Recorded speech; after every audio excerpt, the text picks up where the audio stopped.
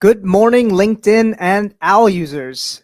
My name is Manny. I am here with the Owwll podcast, and I have two wonderful guests with me. Ladies, do you want to introduce yourself? Sure. My name is Hope Lutz Purcell, and I'm a divorce coach for women.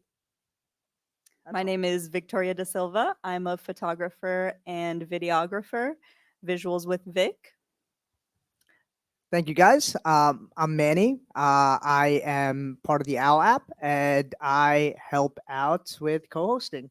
So that being said, I wanted to introduce you guys to the $1 million weekend, and just wanted to ask you a few questions. Isn't the weather so beautiful, guys? It is. It's about to rain a lot, I think. Can you come closer to the mic? It's about to rain a lot. I'm Okay. excited. And yourself? Yeah, we're Uh, getting used to this weather as I moved from Chicago a year ago. So, Chicago. Yeah. Chicago. I'm from yeah. New York. That being said, just wanted to ask you, what are you guys doing here for the $1 million weekend? So what is your motivation? What is your purpose here? I'm looking forward to connecting with other entrepreneurs. And as a divorce coach for women, I like to share my information so it can be shared with friends or family who are considering or in the process of divorce. Amazing. That's amazing. We're all about empowerment here at the Owl app. We want to empower all our users. We want to empower everyone here.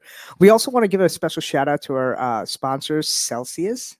Thank you very much for sponsoring us. You guys are the best, and we hope to be really good brand partners with you guys. Victoria, what is your motivation to be here at $1 million weekend here in beautiful Jupiter, Florida? So I actually got invited by Stephanie from the Entreprenista League.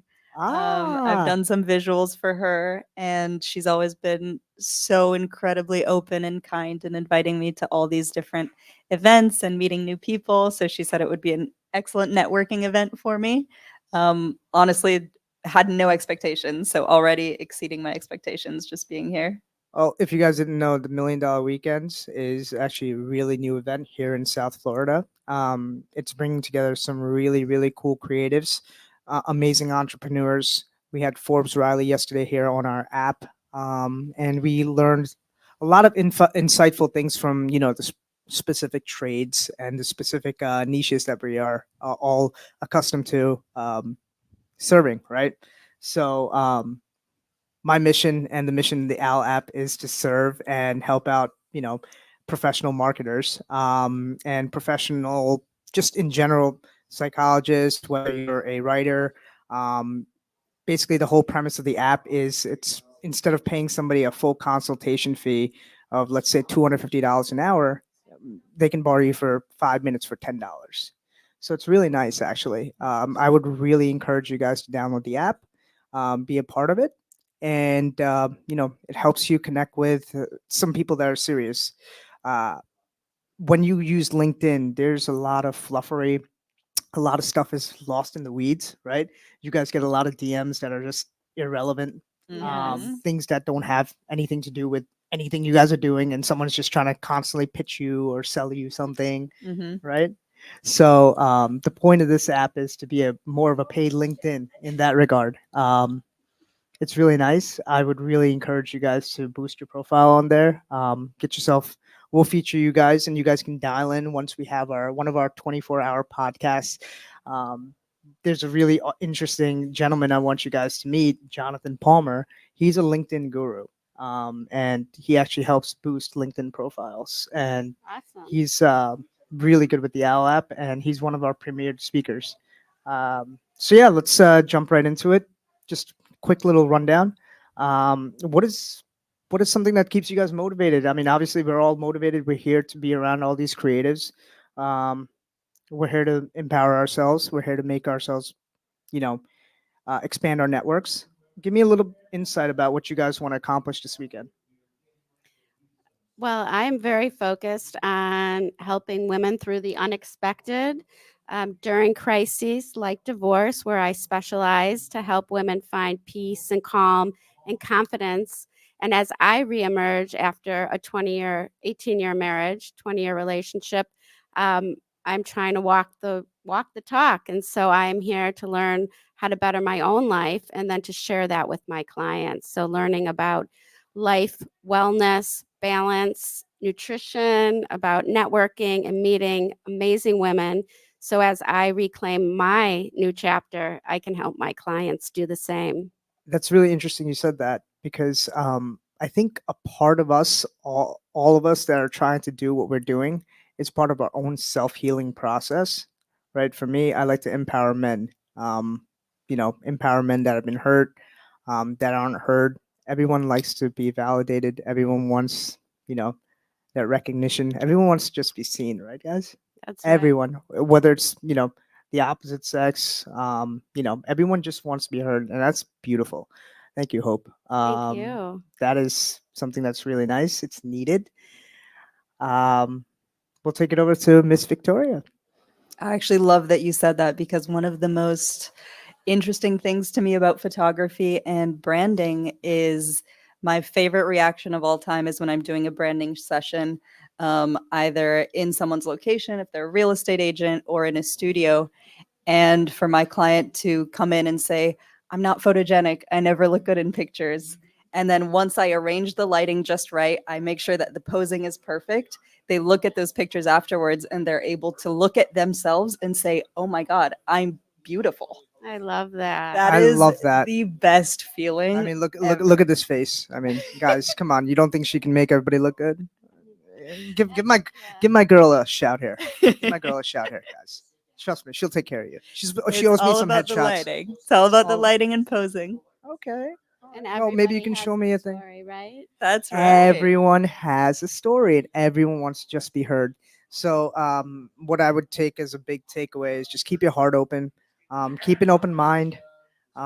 Looks aren't everything. I mean, it's the words you guys use, right? It's the language you convey. Words are really powerful, guys.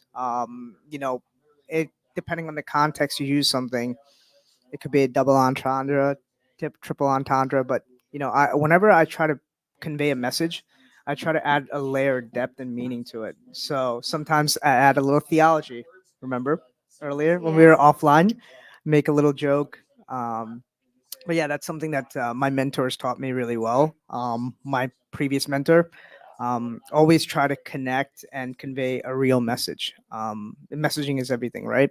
And whether it's to your audience or prospect, um, client, everything is about messaging. So, you guys want to share some insights about your trades? I mean, I could ask you specific questions, but I would like you guys to generally give me a 5 minute rundown, real quick.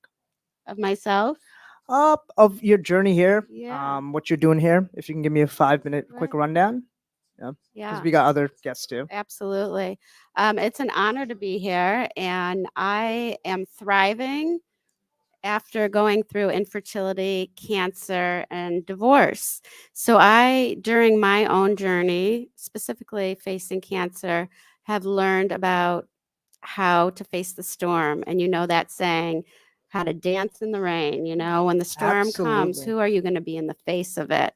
So, builds character.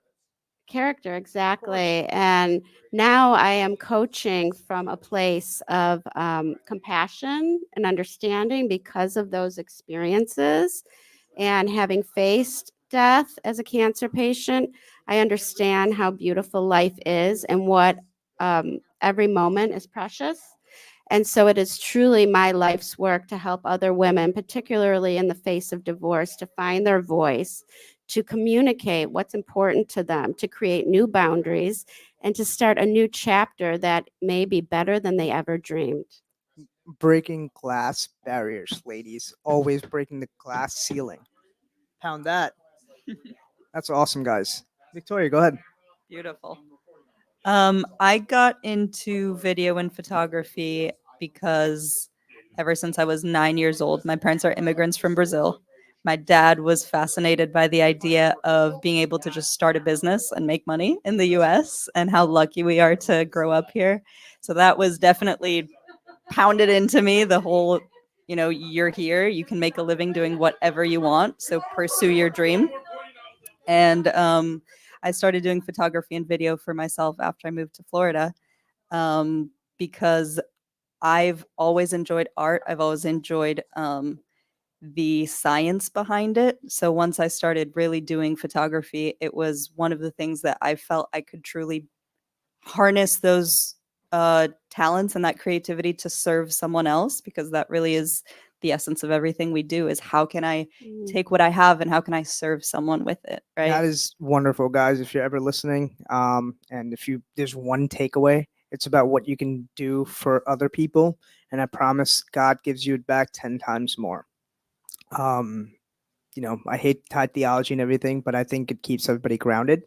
I know we were all religious here, and we were just having a quick little uh, offline conversation, but it's really nice. It's interesting that you say that life is paradoxes, and like jumbo shrimp, right? What you just said, there's a science behind the art, and it's just two sides of a different coin. Art and science, they usually don't go together, but it's really interesting that you mentioned that. But yeah, no, I want to thank you guys for having come on the app. I highly encourage you guys to download the app, and yeah, thank you guys for joining our amazing panel, and we will catch you in there. Thank you for Absolutely. having Thank you us. for having us. Absolutely. Come on in, guys. Tell people about other things about the $1 million event. Just go talk to So the $1 million event's going on right now, guys. It's freaking fantastic.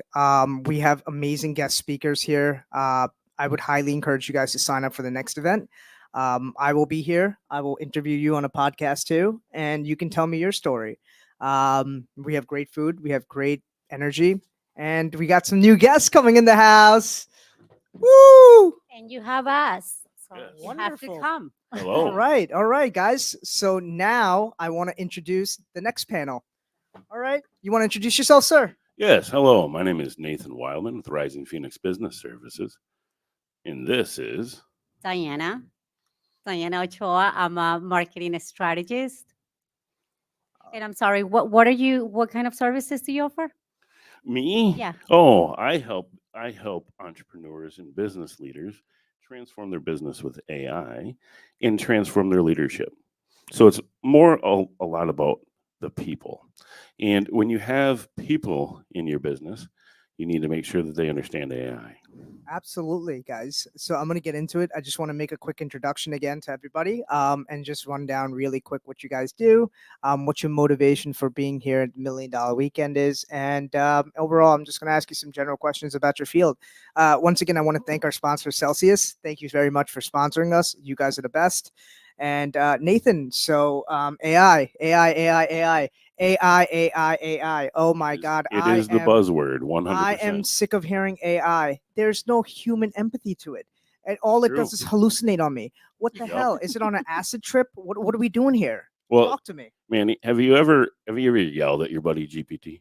I yell at that damn thing all the time. I have to pay for it. I'm sorry. I'm Yeah. sorry, Sam Altman. You suck. But Yeah. it's just What- whatever. You're a sellout. So, but at the same time, everybody's using AI. Of course they Oh, are. yeah. Right. Perplexity. We're team Yeah. Perplexity. So, here.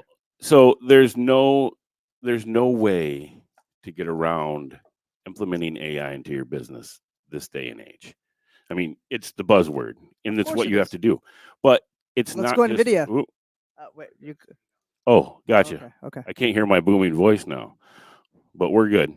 So, what I'd like to say here is that there's no way to get around it. You're going to have to implement it, and if you have a team working with you, is your team on board with doing it? Right? At what level are you going to implement AI into your business? I'm not here talking about some tool or some buzzword. I'm talking more about how are you going to actually Like use it? actual like application, not just some bullshit Right. woo woo thing. Oh my God, AI, make the stock pop, right? We're talking Right. about enterprise level. We're talking about SMBs. We're talking about the single man shop with HubSpot. We're talking about anybody, right? So my man Nathan here is trying to democratize AI to everybody and basically be an evangelist for it. Well, would that maybe be not all right? necessarily. Maybe not necessarily that way, but yes. I But mean, I hey, think- listen, I want to break it down and make it a little more sophisticated for the audience, right? Right. I'm building you up. I'm Yeah, empowering you. absolutely. Empowering you. Yes. But I think AI at the end of the day, it's all about productivity. It's not going to replace anybody. No, it's not. No. It's So, about the human connection. People want to buy from people, and Yes. people want to deal with a human, right? You Right. can tell from a prompt, right? When you use Right. AI. I'm sorry. One more time, Kelly. Diana. Diana. Diana. I'm so sorry. I'm a horrible host, guys. Just a joke. I'm actually really caring. Diana, I want you to now deep dive because me and Nathan seem like we can just eat up the podcast Yeah, minutes, but I want to hear from I you, want to hear Diana. You from want? you. Oh, I thought we were interviewing him. No, no, no, no, no, You no. guys, no. He's Okay. trying to be the interview. He's trying to be the host right now. Right. We're Yeah, wrestling all him. right. Let's move this on over this way. I'll just Go I'll be ahead. quiet. Lady speak. Go ahead. What was the question? So, tell us a little bit about what you do and your motivation for being here at $1 Million Weekend. Well, my motivation to be here, it's because you're normally a result of the 5 people that you're around by, right? You're surrounded by. So I need to surround with people that have made it where I want to get, and they can tell me, and they can be a GPS for me. Well, So- you've already made it because you made that first step of coming here, right? You surrounded yourself with energy that cannot be replicated. It's all authentic. right. I mean, I don't know if you can feel my vibes right now, but I'm about to explode in a good way, right? I have a ball of energy in my chest right now that I want to just give all the love to the world. And yeah, just being around these type of people, man, and people want to improve themselves, I think does wonders. And I want you to keep continuing. The conversations are different, right? We're talking about evolution. We're talking about growth. Like we're learning about AI right now, right? So it's all about learnings, and that's what we need to be able to move to the next level. Are you on the Owl app? Of course. Wonderful. So, owl. There we I go. am. So she's I one of didn't our know I was brand in brand ambassadors. ambassador status Guys, here. guys, You don't have it. guys. You better download it Yes. right now. It's a must have. Yes. That's the way how you connect with people. I have found collaborations. I've met people that I wouldn't have met if it wasn't through the app. They're here right It- now. Yep. They're here, Well, and, guys. This and, isn't So bullshit. so my question is, And not how only soon here, did it take you to 'cause- to get your first call on the Owwll app? Oh, it was super fast. Yeah, like the same day, right? Oh yeah. Same day. Same I day they make a phone actually- call right away. For my 10 days, I think I was like maybe like over 20 calls. Yeah. Okay. What? Okay. I Guys, guess I should have left mine that's a on for a little return. longer. Hey, listen. That's a return. Okay. Yeah. It's a small nominal fee. You can sign up absolutely for free. Hmm. We'll give you a bonus, right? Just first time. And you can test us out, right? At the end of the day, we're gonna do a good job for you. We network the heck out of our app, so rest assured that you will have clientele as long as you can deliver, right? We're looking for authentic people that can deliver, right? This isn't just woo woo bullshit. This is for the real deal. Now, if you want some actual solutions, my man Nathan here can provide that. And my girl right here, Diana, can market the hell out of your freaking brand. Yes. Can we go back to talking about growth? Growth, of course. I liked how we were also talking That's about why we're here. people. So let's talk about how one of the what are the biggest things you guys might, or you, since maybe you're the host, I should let you ask the question. Okay. No, it's But okay. what is one of the biggest challenges you run into when trying to grow and scale? I think one of the biggest challenges that I've seen people having a lot of the times is not being flexible and adaptable. Um, in understanding that a marketing strategy is the foundation, kind of your GPS to know where you're going. And without having clear objectives and having a clear marketing strategy, you don't have a roadmap. You Mhm. need a roadmap, and then you need to be adaptable so you can tweak as you go and adapt, because obviously you have to see what works and what doesn't work, Mhm. but you need to have a roadmap. Yes, and from a marketing perspective too, when you're talking the Owl app, how easy was it to start to market and connect? Well, it's easy because what you're doing is just leveraging conversations, right? You reach out Mhm. to different people, you have a quick conversation. It's pretty much you're telling them what you do and providing some guidance, if because they all have businesses and questions come up, right? Like it's like, well, what do you think about this? I'm doing that. and it's 10 minutes, right? You Right. give them, you're having a conversation with somebody else, so it's not going to take the whole 10 minutes Right. either. Right. But you're also learning from the other person because they also have a business. Yes. Right. How many times have people extended their time with you? They have. Yeah, It all has the time. happened. Yeah. All the time. A 10-minute going into an hour-long conversation. That happened to you on the Owl app? Yeah, Oh one of my my God. my first one was, dude, I'm extending this. We're gonna do 30 minutes, and then we went even longer after that. Guys, you can talk your socks off. Yeah, That's a superpower. yeah. I'm telling you. Well, I'm no, because telling you. they wanted As to a New hear. Yorker, man. As a New Yorker, yes. As a New Yorker, he can talk your socks off. Let's go Mets. Yeah, there we go. Mets did pretty good not too long ago, didn't they? Hey, Yeah. we're in the playoffs, I'm- man. We're playing Philly right now. There we They- go. they're New York's little brother. Yeah, Kidding me? yeah, Kidding me? yeah. Was that tonight? Yeah, they're playing tonight too. Tonight. Yes, Saturday. Saturday. Sorry, they played Saturday. They play Sunday, and then if they win, we go back to City Field on Tuesday, I believe. Best out of 5, right? So let's go Mets. Yeah. Please. I need this, baby. I need this. I've been waiting too long. How Let's long have go. you been waiting? They're born in How long has born in How long 91. has every New Yorker been waiting? Right? Listen, I'm a Jets fan too, so Yeah. it's Oh, gonna be- God, yeah. And then let's add the Knicks on that. So the unholy trinity of New York. Yep. So you always got to take it to God first, guys. There you go. There you go. Anyways, Diana, I wanted to ask you. So, marketing strategy, right? Yep. Now, in your first consultation, do you sit with your clients and do a full like eval of them of how their day to day is? So, with my strategist, with what I did for my brand, is I had John shadow me. John, actually, it's part of his methodology. Sorry, guys. Coffee. Celsius. Sorry, John. Um, too much energy. So that being said, I want to take it back. I digress.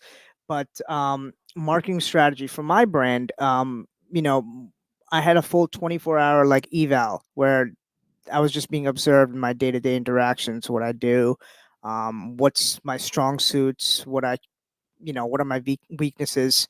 I want to go behind what your methodology is, and I want to explain to the people how you can help them and your unique touch. You wanna explain how unique you are, right? There's 100 brand strategists out there, but I want to know what Diane can do for us. Yeah. So the difference between me and somebody else is Absolutely. I've been doing marketing strategy for 20 years, coming from corporate America, working for Fortune 50 companies. So what I bring to Wow. the table is a multicultural marketing side. We live in the United States. It's a melting pot, Thank you.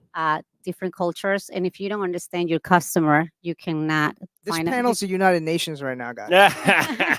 We got South America, we got Asia, and we got good old America here. That's right. That's right. Northern boy. Let's go. If you don't understand those cultural nuances, you cannot create a strategy that's going to work for your customer. To be a successful business strategist or marketing strategist, you need to know who you're selling to and what problem you're solving. But for that, you need to also understand how is the customer feeling and what the customer issues, right? What it's going through their mind. So you're So- basically like a counselor too, like a mental health counselor Well, kind of. marketing, it's psychology. I love Mhm, that. I know. mhm. I I know. always say that marketing going has to. the arts and the psychology and the science behind because you need to understand your customer behavior and the insights of so you can translate those into relevant creative concepts that will drive And revenue. then you can create different funnels from that, right? Like you Correct. can, obviously part of the digital journey is the discovery, right? Who your audience is, who you're trying to segment to, Yep. who your ideal client is, and you have to create what do they call it? Customer, an ideal. What was it? The avatar, or the they call it the avatar, buyer yes. personas, and Buyer persona. yeah. Guys, marketing geniuses. Yep. Yeah. Yep. So that's what I bring to the table, and that's where I see I'm a little bit different because not only the multicultural side, but also those complex strategies the Fortune 50 companies can do. We can small businesses also can do it, or Absolutely. medium-sized businesses. It's all about scaling, right? Mhm. What's your budget? Strategy is just a roadmap. Mm-hmm. It's the foundation, right? And then you don't have to do it at the same scale. Besides, if you're a local business, you don't want to go and throw out your money everywhere because your No, customers are not you're running everywhere. running lean and you're bootstrapping usually most of the time, right? Right. Especially for someone that doesn't have, $150,000, yearly Right. marketing budget, which is, it's small for depending what type of business, but most people can only throw 10, 15, 20 a year, right? Because of, when you're first starting out and bootstrapping, as someone that had to bootstrap also. But yeah, no, I'm gonna take it over to my man Nathan now. Nathan is going to go into uh, AI and how he implements it in his business in the marketing strategy that he does for branding. Please. Yeah. So I kind of take a holistic approach, even though it's AI, and even though everybody says this isn't, you know, this is it's AI everywhere. AI is the little buzzword, the little tool, it's the little thing that's in your Instagram, it's on your Meta. But what is it really to you and your business, and how can you put it into your business? What tools can you use? When my toolbox is full of every toolbox I can, you know and one of the biggest things that I work with is I do take that time where I take a an hour session that's free with you to get to know you and your business. And when I've we used that at free hour. Yeah, People absolutely. no people offer free time. Remember, Yes. time is Yes. money. Yes. And if someone is willing to do that, that means they're willing to invest in you. Yes, I'll be reaching out to you, Nathan. you got it, you got it. Ah, So we get down, and then we even get to the point where I take the time to really get to know you. And I will tell you this: every hour consultation I have, sometimes it doesn't result in us working together, because if we're not going to fit, if either our visions or our values don't fit, that's not going to work. Yeah. But one of the biggest things that I do when we meet with that hour too is I try to give you an aha moment. I want you to leave with a golden nugget, right? I want you to get just a taste of what I can offer for you. And I can work on that smaller scale or big ones. Like, I'm working with a client right now, and I can't really disclose anything, but they came to me with a solution that they thought, oh, this is kind of a pipe dream, right? But we're going to design a completely app for them. And here's the thing: I have networked and built a teams behind me, and I have access to global teams that are on the forefront of developing AI. not And India. so, not India, no. Well, somewhere in India, they're all over the place. I'm kidding. Absolutely, I'm because I kidding. love the multicultural aspect you do. So we should definitely connect, because I'm sure our discussions will go along. Yep. So, guys, the global south is growing, as you know. Mm-hmm. It's huge right now. I think the next biggest economy right now in the south is going to be Mexico. And I would say, insofar as Brazil, Brazil's already Mhm. on a map. I wanted to ask, how do you guys connect with your international clients? Right? Mm-hmm. I'm not international. My business is more domestic, sort of in the field. But someone that's, you guys can basically work from anywhere you want, right? Mhm. Which is the beauty of your business. So for people out there that are watching, how do you guys tackle your international clients? Go into that. One of you first, Diana. Mm-hmm. Well, I've been focusing locally from a business side. In the past, I have worked with international partners when I was in corporate. Of course. And again, I bring the cultural side, right?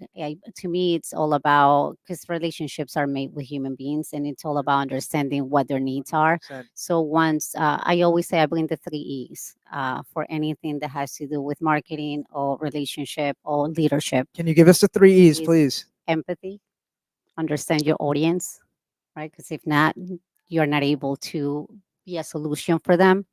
Two, emotional connection. Uh, Emotional storytelling works perfectly, even to have a conversation. The way how I can connect with you, either through a conversation or through a marketing piece, it's by making that emotional connection. And effective messaging. How can we stand above the noise? Everybody's fighting for attention. Everybody wants to get those clients, and right now they say attention is the new currency, but you need to have an effective messaging. So to me, the three E's are fundamental for anything that I do, whether it's relationship, wise, leadership wise, or it's marketing communications. Guys, the three E's, very important. Thank you for sharing your tidbits, and I really appreciate that. This is free game for the people out there, and I'm sure you're gonna get some nice traction out of this. Definitely download the clips. I Mhm, will. mhm. Nathan, please go ahead. So I work with internationally all the time, and one of the biggest things, and this is why I say we got to adapt and we look into AI, is Yeah. that we can have communication now between language barriers instantly, right? And one of the things that I look for too is that I love to see new perspectives. Yep. And that's how I work with international clients.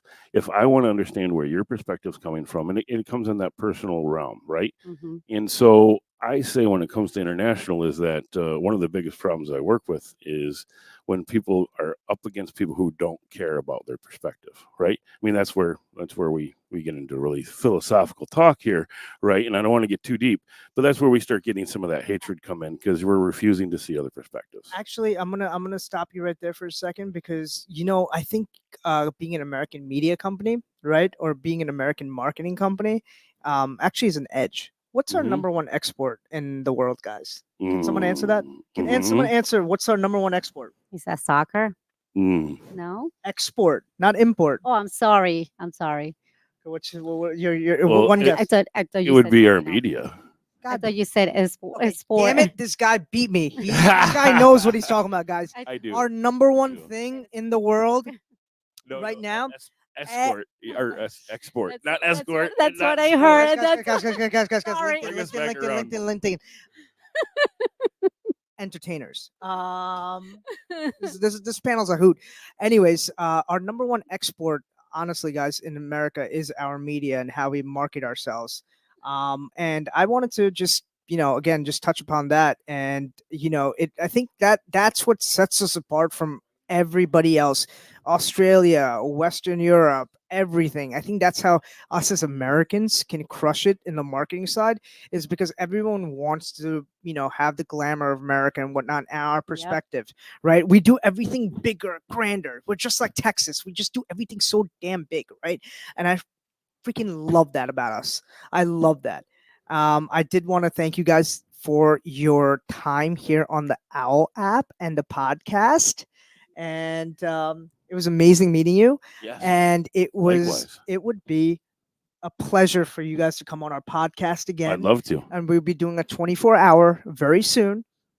I'll do a power hour with you Awesome. guys, Okay. Awesome. and we will get you all in, and we'll do a free demo. We'll give you some Owl bucks, and then we'll go Sweet. ahead and do a demo, and you can show our audience and your audience Yes. what you guys provide for services. Yes. So you guys can use me as a test run. All right. Word. Good. I'll let you use my company. Okay. All right. It's a You got it. startup, but That's fine. at the end of the day, I don't So mind. can we I'm can trusting we you circle guys. back to one thing before we go? Please, please. Yeah.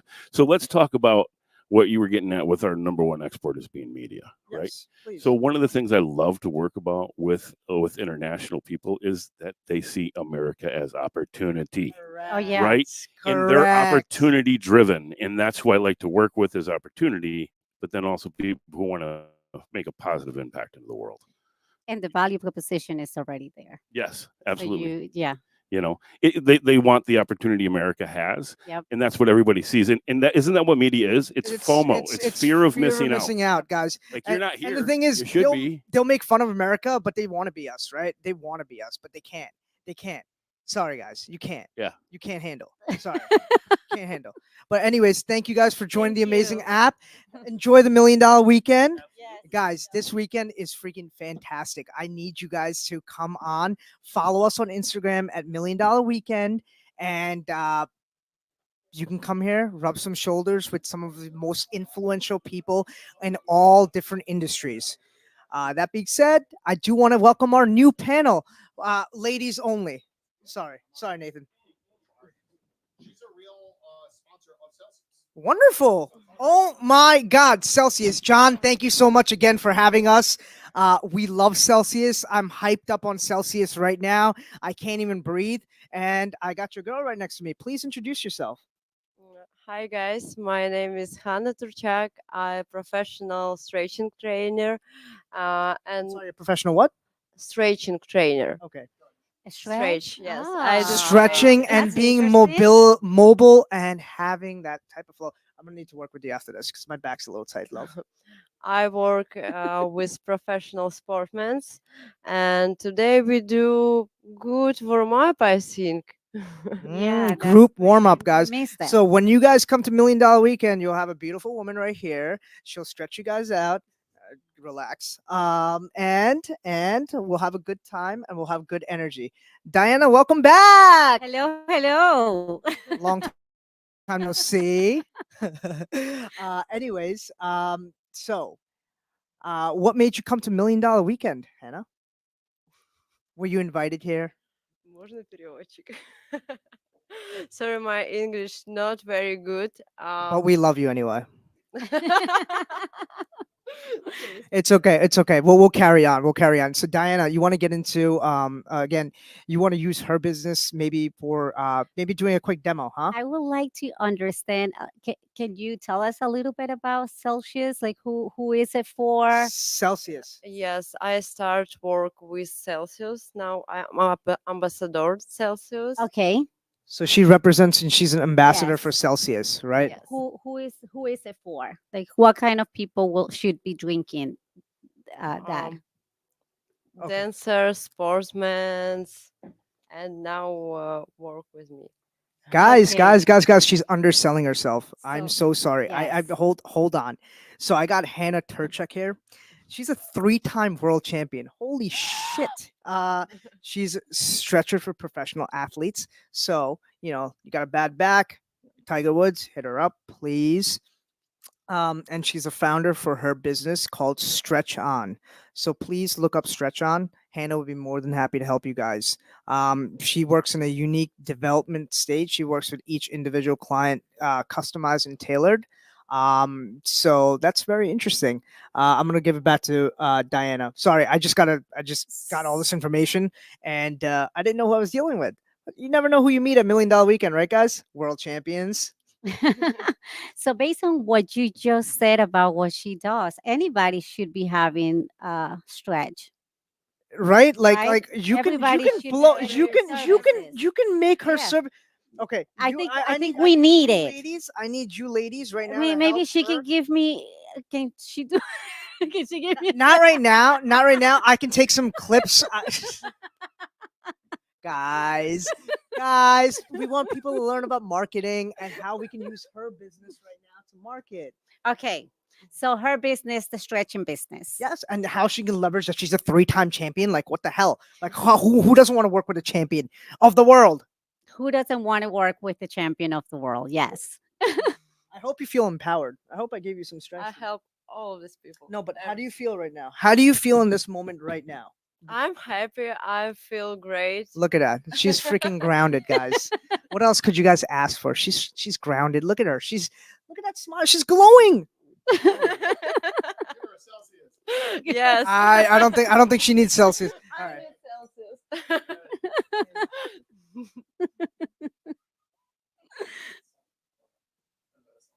Guys, we love photo shoots.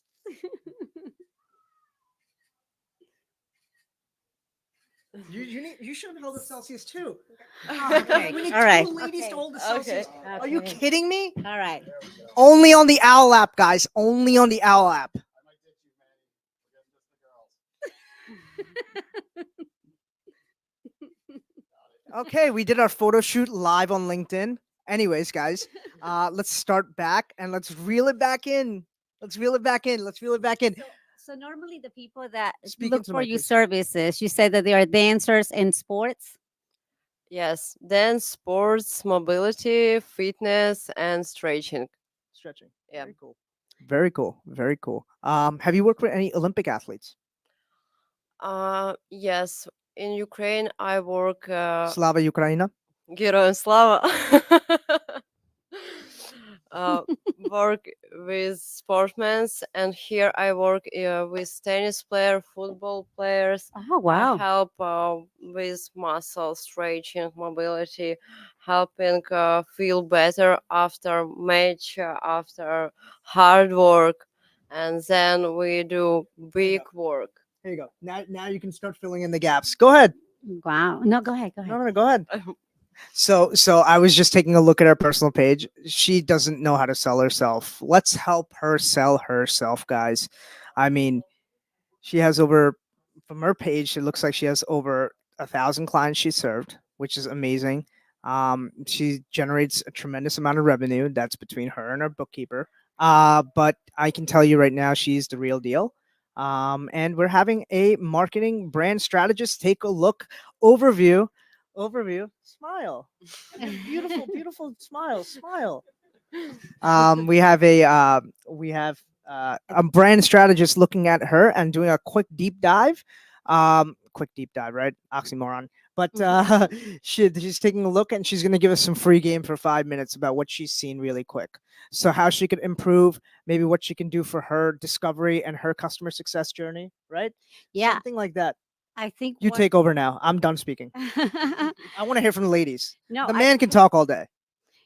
I think one of the things that I think anybody needs her services, not just people that are into sports and dance, but anybody. Like One of a the CEO, right? Like you're stressed out, right? Like tech CEOs, right? Wall Street bankers, IB. number one benefit is that it reduces the stress and improve emotional being, right? And who doesn't have those Like issues? emotional regulation. Yes, emotional regulation and stress. And I think that's a key point that she needs to highlight because beyond, right, depending on who she is focusing on, right, for sports people, right, the the focus will be a little bit different. Sure. But for anybody, like who doesn't need it?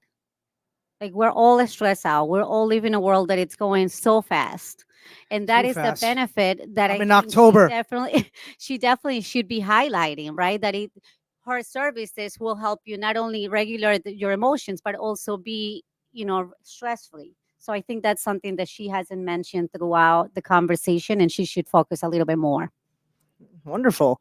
Well, thank you guys for that insight. Diana, you're the best. And we can't wait to have you on the Owl Power Hour podcast. And then you're going to give me free game now. You owe me a 10-minute deep dive.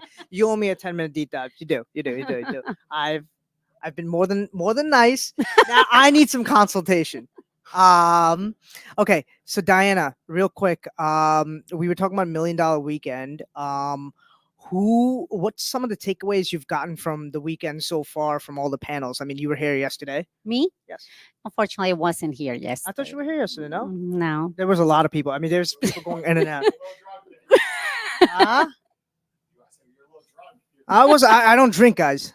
I don't drink anymore. I don't drink anymore. I don't need that in my life. But anyways, I do meet a lot of people, and I apologize. I just made myself look like an idiot, but it's okay. We just walk it off. But anyways, who do you plan on? I know you saw some of the panels today. Who's some of the people that blew you back? For me, yesterday was Forbes Riley and Heather Monahan. Right, I learned so much from them. I mean, Queen of Pitch was here drilling into me. You know, just want to hear from you what you So I came today.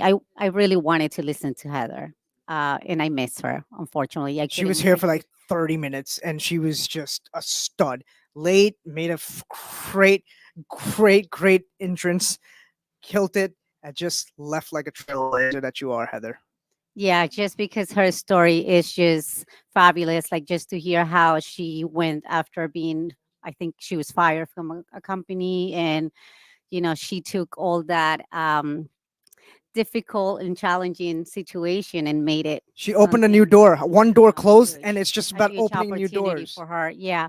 So today I'm really open to learn a lot about the financial side. I think that's the conversation that we'll be having today, wellness and financial. And I'm really open. I don't have anything in particular. I'm more here just to, with an open mind, and I'm here to observe and absorb. That's amazing. A Yeah. blank As much canvas, as I guys. can. Blank canvas. Yeah. Blank canvas. Look at that smile. Oh my god. If you guys don't hire her, I will. And she'll be all mine. Anyways, Jesus. I do want to bring on the next panel. I do want to thank you guys for your time. Oh, okay. All right. Wonderful. Oh, okay, Okay. good. I don't know who's one. They're friends. Oh, okay. Mr. Dennis, the co-host and the big man here at Million Host with Dollar the Weekend. most, the host with the most. I'm giving away millions, so please come to our event. You have another half a day to come grab your millions. My man. And I'm super excited to have my real personal friend of mine, Hannah, my neighbor from Boca Raton. Hannah, thanks so much for being here and motivating and pumping up the crowd and actually getting them in the right mindset with your stretching. Thank you so much. Thank you, что пригласил меня сюда. And please So we translate. speak fluent Russian, and she gave me a couple Ukrainian Russian guys. secret words. They were nice words. So Hannah's actually here, and she's promoting her new startup. It's a SaaS company. They're launching an app and an online community for stretching. Stretch on, right? Stretch on, Yes, yeah. that's So what I that's saw. going to be one of her new ventures with her partner Max, who's behind the scenes. Max. Max, what's He's up? the coder, guys. And He's the coder. Stretch On, what's the website? Stretchonapp.com. Make sure you guys visit and follow them on Instagram. But the whole concept is if you're flying, if you're located anywhere in the world and you want to get into the stretching mode, stretching mindset, you can download this app and you can follow along Hannah as she walks you through visually and with videos, right? You're going to have videos. And what else will you have on this app? Что еще будет на app? Будут видеоуроки для всех Можешь спортсменов. сказать? Speak into the mic. Speak into the mic. Hannah, mic, Uh, mic. So she says they're developing a proprietary technology where you're going to be able to download and follow along video courses for different modules of stretching. Is that right? Yes. Did I say that correct? More or less, I think he nailed it right on the head. I was looking at the app. I was Yeah. looking at the white paper. Very nicely put together, guys. It's really nicely put together. I'd be honored to be one of your first users. Give me some free bucks, and I swear I'll be stretching all day. We want to make sure we're probably going to be rolling out our marketing campaign, Of course. For you. and we're going to be looking for ambassadors for Stretch On app. You know, similar to the Owwll concept, but Dennis, you're in luck. I work out every day. yeah. Let's see. Can you do a split real quick on Not the a table? split on a table, but I can do a little something for you. Maybe Okay. a After- show after- right Well, split. one of the requirements will be you have to do a half a split, at least like a Chuck Norris style, you know. Chuck Norris. Oh boy, But I can give you a roundhouse kick. That's all I can give okay, you. perfect. Breach, maybe. So Breach? Breach. so Hannah, This Show is me a breach. easy. You got to show me a breach. oh, like You ready? Oh, Yeah. backwards. Okay. Oh, bridge. Breach. Oh, Yeah. I thought it was a breach. Okay, bridge. Oh yeah. Oh my God, my back just feels a little. Hannah. You need stretching. we need stretching. Oh, we need stretching. All We of need people stretching. stretching. Jason Hill definitely needs stretching. He's been working on his Owwll app, guys. This guy's a beast. Owwll app, and maybe I can have some of my Remember, Celsius. I got a microphone too, my friend. I'm in the So background we here as gotta the make producer. sure we get Hannah as I'm one of the here. experts. Did you Yeah, look let's your make link her up? an owl expert. Let's We let will, our we audience will. speak with her one-on-one. Henny, let's and look at the camera. let's have it and say happen. hello to the world. Red eye. Jeez. Okay, so Hannah, thanks so much for being on the show. I know we have to jump out because you have other things to do, but thanks so much for joining us at Million Dollar Weekend, and thanks so much for highlighting your app to our audience. Guys, stretch on. Once it's out to the, Stretch. is it available on the App Store yet, guys? Not yet. We're still in the process of QAing it, Okay, but you guys are debugging and all that yeah, stuff, right? you guys can get a promo code if you follow Stretch On app on Instagram, and we're going to be releasing more press as it comes with the next couple weeks. Absolutely. Awesome, guys. So we actually going to have them on the Owwll app as well. So if you need a one-on-one session with Miss Hannah, more than happy to provide. She's relatively cheap right now, guys. She's just getting her audience started. So find her now. Get This is in early gold. for our exclusive promotion. Wonderful. Thank you Awesome. so much, Mr. I'm glad I Dennis. was able to help with that. Dennis, the host with the freaking most, guys, killing it here in Jupiter, Florida at Million Dollar Weekend. We hope to do more of these events, right, Dennis? Yes, of course, but you'll have to stay tuned and get an exclusive invite. This is a Wonderful. really kind of exclusive event. We are looking forward to growing our online community. Of So course. if anybody's interested about $1 Million Weekend, Just feel- download us on Instagram app. Follow us on Instagram and go to milliondollarweekend.club and sign up for updates. Wonderful. Manny, thanks so much for having us. Absolutely, Dennis. Thank you so You're much. the host Miss with the Hannah. most. Thank you. You're actually the host with the most. No, you got the energy, man. You bring. Look at those eyes, I guys. just had a couple coffees. So. Me, I You just see I'm the a morning spark- person. you I see the sleep at sparkle in 10:30. my eye. We had All fun. right, awesome. Thanks, guys. See you Thank you, soon. guys. We'll take the next panel. Thank you. Guys, $1 million weekend. What are you guys doing today? What are you guys watching? Sunday football? I mean, your team's gonna lose anyway, right? I mean, fantasy sucks. Half the players are injured. Why don't you guys make yourself a little better and go out and network with some people that are moving and shaking the world? I just got a new panel. Hi, hi, ladies. Can we introduce ourselves? My name is Manny. I met you yesterday, right? Yes, you have. Yes. Hi. Can you introduce yourself to the Owwll app and all our yes. users? I'm Gina Tash. I am a co-founder of My Therapist Says, which is a viral. Speak up, please. Oh, Speak you said the microphone was very Yeah, loud. yeah, yeah, Microphone's yeah. on, but you still need to speak up a little. Anyways, It's oh, maxed out. oh, here we go. Yeah. I'm Gina Tash. I am a co-founder of My Therapist Says, which is a viral marketing company. Wonderful. I'm going to get into a deep dive soon, but I want to introduce the person to your left. Hello, everyone. I love the Owwll app. I am Wendy Blum-Weiss. I'm the co-founder of Mindset to Millions, and we help entrepreneurs by showcasing their expertise by writing books, by speaking on stage, and by producing events. That's amazing. I'm going to definitely pick your brain on that because I am putting myself out there. This is actually only my third podcast I'm hosting. Wow, Not bad, way to right? go. You're such a natural. You're a pro. I think I was born to be on camera, but I just didn't know it till I was 33. I agree. Anyways, new life, right, guys? I didn't Anything know is it until possible. my 50s, so there you have it. It's never too late. Don't ever give away. Never, never I- too early and never too ne- late. First off, you look great. Don't ever give away age because you're gonna break someone's heart. Secondly, just compliments. Secondly, Thank you. always. I like to empower people. Scott Cleary. Oh, guys, we got it. We got a special guest for you later on. Oh my God, all you tech weirdos, we got you. Sass. Okay, so we're gonna go into your app now. So tell Not an app. I thought it was an app. Not an app. Who? I know she is. I just followed her. Guys. I'm Yeah, just. we got lucky I'm enough just- to get Gina I am here. just. Oh my I am God, you just guys. entering Oh. your. Yeah. Listen, I'm a shrimp in your ocean. I'm just entering. I hope to be a salmon in your liver one day. Oh my goodness. Well, we are so lucky to get Gina here. So, yeah, Thank you, Wendy. I love what we were talking about yesterday about women's empowerment Yes. and really the passion that you have in your heart Yes. to really impact lives. So, can you share a little bit about that? Well, You're so good.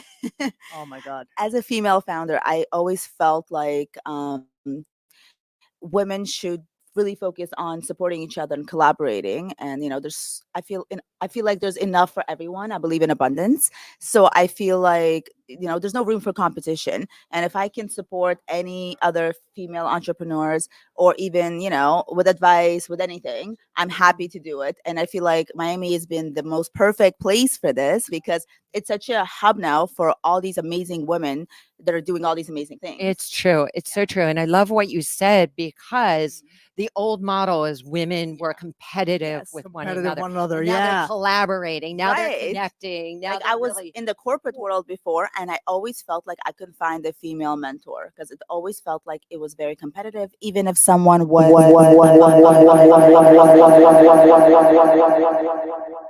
amplified. That's an amplified message.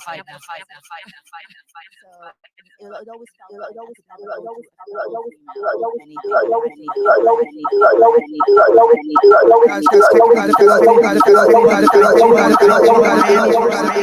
to Miami is shout out. Miami, you guys are growing like hell. I know some of these citadels moving down there. Yeah, no. So Okay. so that being said, Miami is such an interesting hub, and now being Floridians that we are, right? I'm only from Florida for the last 2 years. I moved here from New York, in DC area. So I've had to move in 3 times in the last 6 years, which has been interesting. But I think I found my home, guys. Miami's blowing the hell up. And Fort that's Lauderdale. true because Gina just moved to Miami too. From where from? Fort Lauderdale. Fort Lauderdale. I was just going to shout out Fort Lauderdale. All my Long Islanders, Strong Islanders out in Fort Lauderdale. Right, right, right. And yourself? Are you from Florida? Yeah, South Florida. Yeah, for a while For now. a while, Right. while now. It was interesting. You were saying that you moved here from Toronto. Toronto. Oh So man, Toronto, Fort GTA. Lauderdale, Miami. Yes, GTA represent. I am worldly, guys. I am worldly. You know everything. Try to. Well, no, I don't know everything. Just enough where I can have a conversation with you, pretty ladies. It must be your party experience when you like talk to a woman. and you're Party like, experience? I don't party. I don't really? party. You live in Miami and you don't party? I live in Orlando. All right. I live in the most Ah. fun place in Florida. See, look at the reaction. Sorry. So about what that. brought you live in Orlando right now? I do. I live in the Okay. business district. Yeah. So I my business allows me to travel all over the state of Florida. I do high end custom kitchens for people, and I do. Yeah, it's a very specific niche clientele. I'm sure some similar to what you guys serve. And I We actually, all need a kitchen we all need a kitchen. and a and great kitchen. somewhere where you can tell your stories, somewhere where it resonates with people. And then my other businesses, I actually do apartment units and complexes and hotels. So I help out developers as well. I'm connected overseas with the supply chain. So I have a design team that backs me. And then I just want to put out the best product in the world and make everybody happy. Empowering men is my side mission also. So I do Ah. want to talk about that eventually, and I would love for you guys to ask me questions as your host. But let's go back to women's empowerment, right? So how do you guys empower your clients, right? How do you guys empower your clients? Just go into that, both of you guys. Well, I don't work with just women, so Okay. Well, we were talking about women. We were on that yeah, track. that's So a personal side mission. Yes. Sure, That's sure. kind of just Yeah. like what happened once you move to Miami and you meet all these amazing female entrepreneurs and you realize there's such a community in Florida in general, not just Miami, but Florida in general. So I realized that I was getting involved in so many fun organizations and masterminds and things, and like it's just like a real sisterhood here. And you always see like all the same amazing ladies, and you meet new ladies every week. It's been super fun. But men need empowerment too. yes, we do. It's We don't just a speak little enough. bit different though. Like the dynamics are different. And absolutely. so You women, guys mind if I lose my jacket? oh, please. Yeah. It's No, we have to be real. And that's like the beautiful thing about the environment, really, what is coming forward for women to feel comfortable being authentic, for men and women to be able to be in the same space and all of that. So Gina, with the projects that you're working on, what are you most excited about right now? Oh, well, we're working on producing a TV show, actually, a TV series. Whoa. Yes, so Wow. Is it one of the Tell big us streaming- more. are you allowed to tell us more? I'm not allowed to say a lot. Okay, she has an NDA, guys. Yeah, but it will be everywhere. You will see it. Okay. Okay, so you're getting to hear it first here on the Owl Owl app. app. Like, There you this go. is the launch. This is free game, guys. Like I said, free game. You come to $1 Million Mastermind, you come to $1 Million Weekend. This is free game for everybody. You'll rub shoulders with some of the coolest people. I got some really powerful ladies next to me that they're making me sweat right now. Yeah, I was gonna say, Is it like, the heat or is it us? You guys, did your energy, guys? Honestly, I'm an empath. As an empath, the energy is just out of control here, and it just makes you super excited. You don't even need coffee. I'm just an addict. Go yeah. ahead. No. Oh, Tip on how to go viral. This is what everybody wants to know on social media. how do I make myself viral and without making myself look like a fool? Well, I could be a fool, but whatever. It is easier if you make yourself look like a fool, for sure. All right, Sounds go Scott. viral easier. Scott, let's do it. Throw me off here.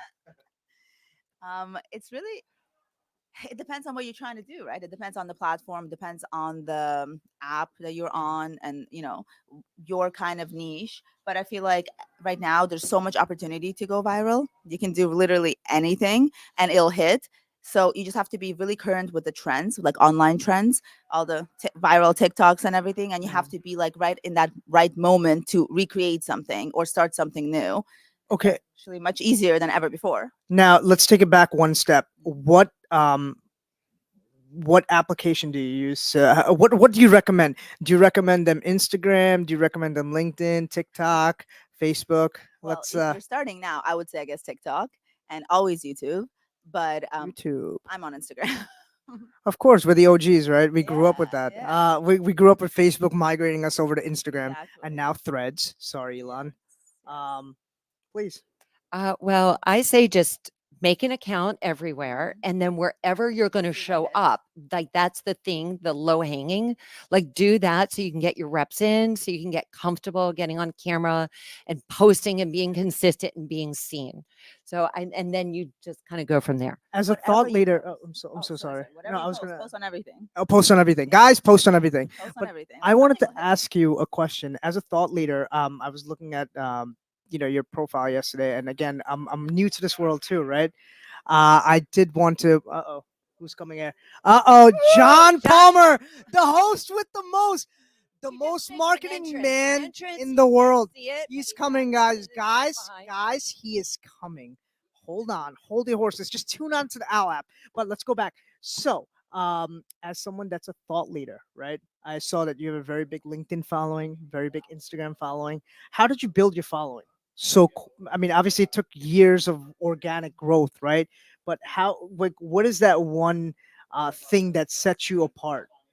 Well, I will say that I really built a live community first. So even though it was small, it had a snowball effect because everything affects everything. So you're talking about in-person B2B, like, So in person, because it was more than 10 sure. years ago. So it was in She had the person. real followers. Literally, I did my first event with 30 people. But what happened was that 30-person event had a snowball effect. And I kept doing the event so that it grew.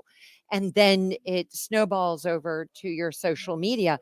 As long as you're asking people to follow you on social media and you're getting out there and you're being genuine and you're giving first, that you're not asking people for things, that you're just consistently giving and showing up, then people will eventually start to catch on. But I do think it's really important to write a book. So that becomes your credibility, that becomes your calling card. So write a book and become a speaker. Those two things are really important so that your voice can get out there. You can go from one to one to one to many. So, I wrote a book too. Yes, tell us about the book. No, Yes. that was a while ago during COVID. We did write a book, and That's what amazing the though. show was based You on. write a book. Yeah. See, look what happened. So you write a book.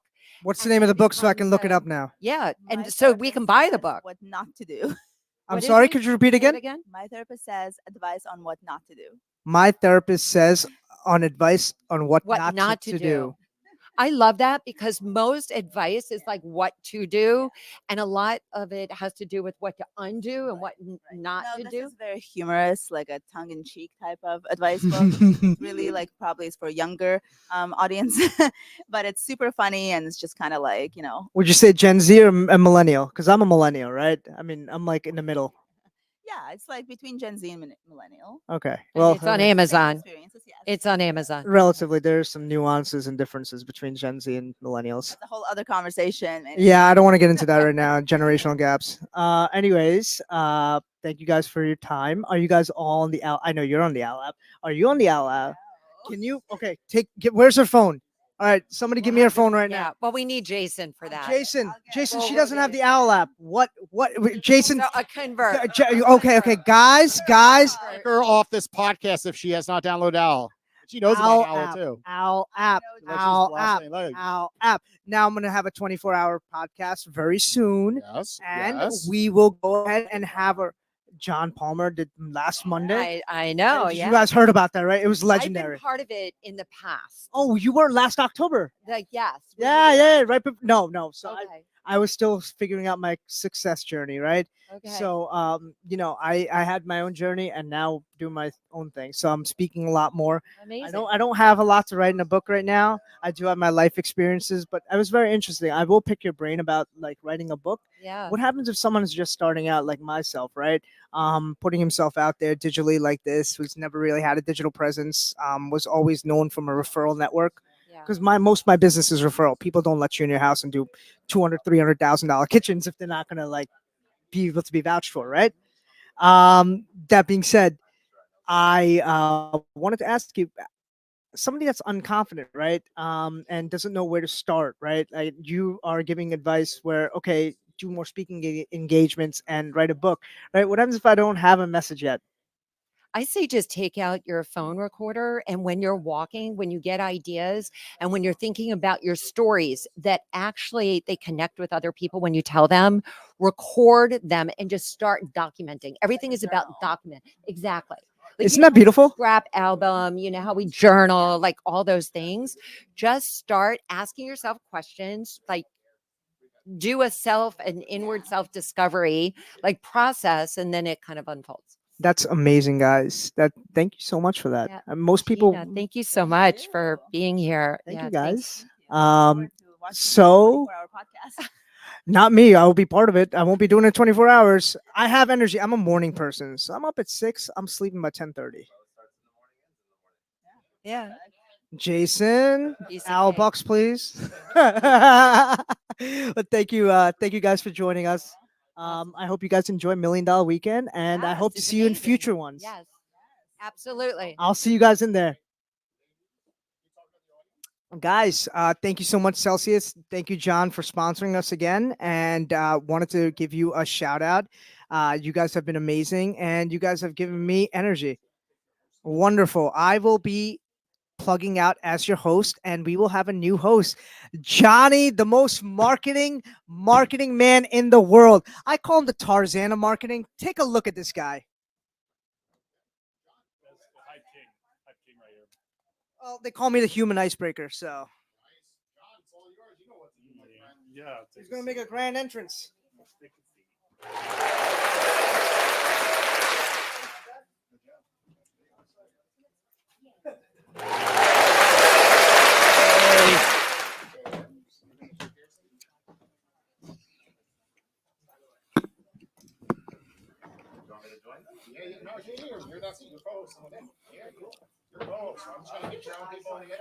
How's it going? Scott? Nice to meet you. Nice to meet you, Scott. Oh, it's about to get good. I have a little You have control mics now. I have mic control. That's a problem. That's a problem. All right, we're live on LinkedIn right now. 16 streams. All right, let's do it. How you doing, John? Nice to meet you. I gotta move in a little bit. I'm sorry. I'm encroaching on your personal space here. We're just trying to get on camera. Oh. Okay, so I don't know much. I don't know much about you. Talk to me. What's your story? Let's do the origin story just There in you go. 30 seconds. Yeah, well, I'm a tech entrepreneur originally from New Zealand and Australia. In the 1990s, I wrote a software program called Hot Dog, made it easy to get on the internet. Nice. The third most downloaded software on the internet in 1997. And I sold the company for $700 million in 2000. Nice exit. Had a few more tech companies. 5 seconds. Hold on. No. So, Scott, I think that's interesting because oftentimes I kind of fall into the same thing when somebody's giving me a pitch. It's interesting that you said that. It's like, can you give me the pitch in 30 seconds? Yeah. Because so many people, it's like, and some of what we're going to learn today is how to pitch, because Forbes Riley really put me in my place yesterday. She asked me the same question. She's like, what do you do? And then I went trailing off into this thing, and it took probably a minute and a half to explain. And she was like, I'm not sold. And we have like these little tiny moments to connect with people. And it's so important. I felt so embarrassed. But yeah, 30 seconds. Why 30 seconds for you, Scott? I just set a timer so people don't just keep going. But honestly, I was more interested because $700 million exit is not something you hear every day. So I wanted to hear the rest of the story too. Listen, I totally missed that. I give a lot of grace when if somebody's at 35 seconds, but they're like, I sold the company for like $750 million. I'm like, whoa, 15 more seconds. I don't mind. Like, let's unpack this story a little bit more. But there you go. That's very, very impressive. Look, you can find me on Shrimp Tank episode 300. Yeah, Jason was telling me. So you're like early internet entrepreneur. When did you sell? Well, that was 2000, right before the .com crash. Good time to sell. Yeah. Very good time to sell. Very, very good time to sell. Was this the first business you ever started? Yeah, I started it when I was 22. I was down to my last $18, and really, wow, it went really well. Yeah, it's great. Why do you think it went so well? It used to be very difficult to get on the internet. It's hard to imagine that today. but we made it simple for people. And so now I'm in the AI business, and I see AI going the same way that the internet did back in the 90s. You know, it's there's wanna people touch who on get it and people who don't. I want to touch on that, but I kind of want to know what was happening when you had those $18 in your pocket. What was the feeling that you were having? Like, hey, I got to make this work right now because I'm down to the last of it. Tell me about that experience for you. What was that like? Well, I still vividly remember going to my refrigerator, opening it, and there was no food. And I went to the local store, and in Australia you get fish and chips, so the minimum order was $2 of fries, right? And I went to the ATM, and the minimum withdrawal was 20, and I only had $18, so I couldn't eat that day. But I went back home, and there was a little package sticking out of the letterbox. It was the old school credit card machine to zip zap the carbon. So I started filling out these things, and cutting a long story short, I made $2,200 on that day. So it's just sometimes you get tested with faith, where no matter what you think, no matter what you do, like that's it. You just can't make it. And those moments where you persevere and keep going, that's when the success comes. You know what I've found repeatedly, even though like you're gonna have a big exit attached to your name, and that's sort of like the claim to fame. I maybe correct me if I'm wrong, but I find this to be true. Anybody who has had success, like there's so many points in their life when most people would have just given up and like thrown in the towel and been like F this, I don't want to deal with this headache anymore. But there's been like repeated inflection points where they consistently persevere, overcome, and like it's not just one win. There's like multiple wins where things weren't working, but then you found a way to make it work. And like even that little small success for most people would be like, oh my God, if I could just do this, I'd be a great entrepreneur. And I feel like that's just a personality trait. It's yeah, a lot of skill, a lot of timing, right place in the market, product market fit, there's luck involved too. But I don't even believe in luck so much, because I feel like if you do it enough and you persevere enough, you end up creating your own luck. Absolutely. Luck comes from hard work and perseverance and persistence. But I think that you hear this statistic a lot. 90% of small businesses fail in the first 3 years. It's because the entrepreneur gives up. And if you're doing something that you really, really believe in, then no matter what, you won't give up. And eventually you got tested with all the obstacles. You faced every challenge. There's no more challenges and obstacles for the universe left to give you. That's when you get the success. So what I want to know, is it rooted in fear for you, Scott? Like for you as well, sir. It's like, is it rooted in fear? Because that's what it was for me. Fear? I was like, I fear losing money so much. I have to find like a way to generate a lead from every direction so that, God forbid, LinkedIn goes down tomorrow, like my business doesn't die. So it's like creating formulas for every part of my business, every angle of it, so that I can survive. But it was rooted in fear. I was paralyzed. I was like, oh my God, all this money, I owe this much. I got to pay this much every month. It's like I had to create those solutions. Do you guys feel like you did the same? You can answer first. I'm curious. I'll give my point after, but yeah. well, for me, I've always focused more on the positives than the negatives, and I think it's good to manage the downside risk. But you can get so obsessed with the fear that it becomes a self-reinforcing prophecy in a way, right? So you focus on how you're going to get new business and do things that you haven't done before. You know, it's more positive, and you're more opening doors rather than looking to close the doors down. Right. If I think about, I have not had the success that you've had, but I had some success. Not that, like I'm not like, all right. I'm not trying to say that like we've done the same stuff in our life. But if I think what motivates me, I think there's like a little tiny bit of fear, but it's not crippling. It's I'm trying to think. It's a great question, because there's times when I do get stressed. I don't know if it's fear that drives me though, because when I do get stressed about something, or every single day as entrepreneurs, something happens to us that most people who've never been entrepreneurs would be like, again, F this, I'm out. But it's not fear. I think it's just belief in myself to be able to figure it out that allows me to take on the next challenge, because I truly do believe, and maybe it's a little bit of ego in there, but that's fine. It doesn't matter. Whatever gets you through the day. But I truly do believe that if somebody else has figured it out, I'm a very resourceful person, and I will be able to find a way to figure it out too. And the problems that I'm dealing with in my tiny little business and life are not putting people on Mars. They're problems that have been solved hundreds of thousands of times, millions of times before.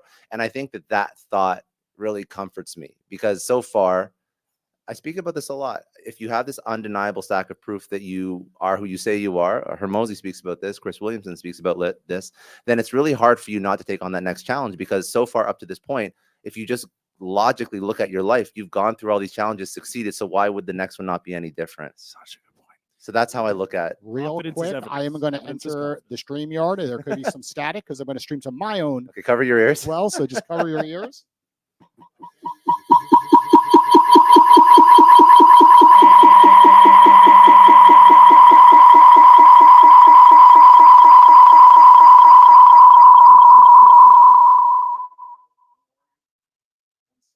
It's the hoot of the owl.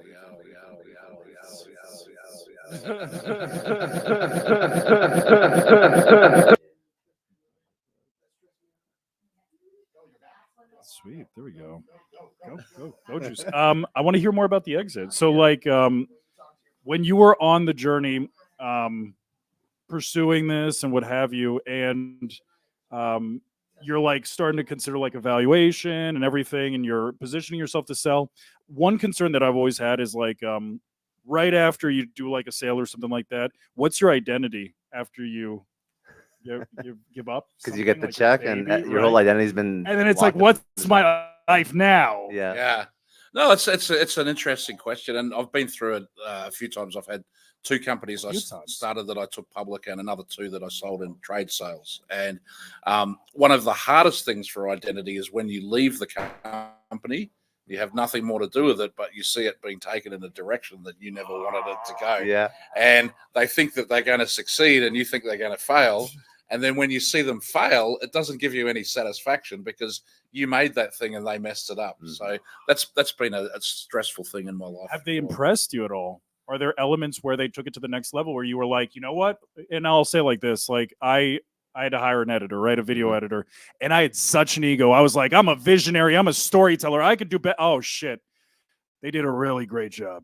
And then you realize, okay, maybe there were areas I wasn't that great, you know? So were there areas where they actually impressed you?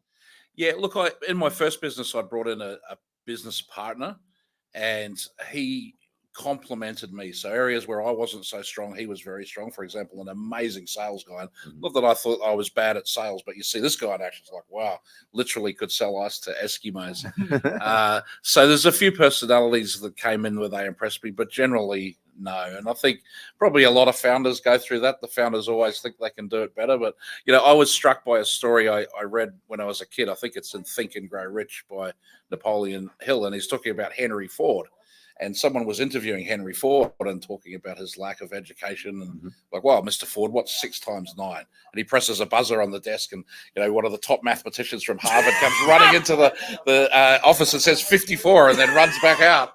And Henry Ford's like, yes, it works. I love that. I love that.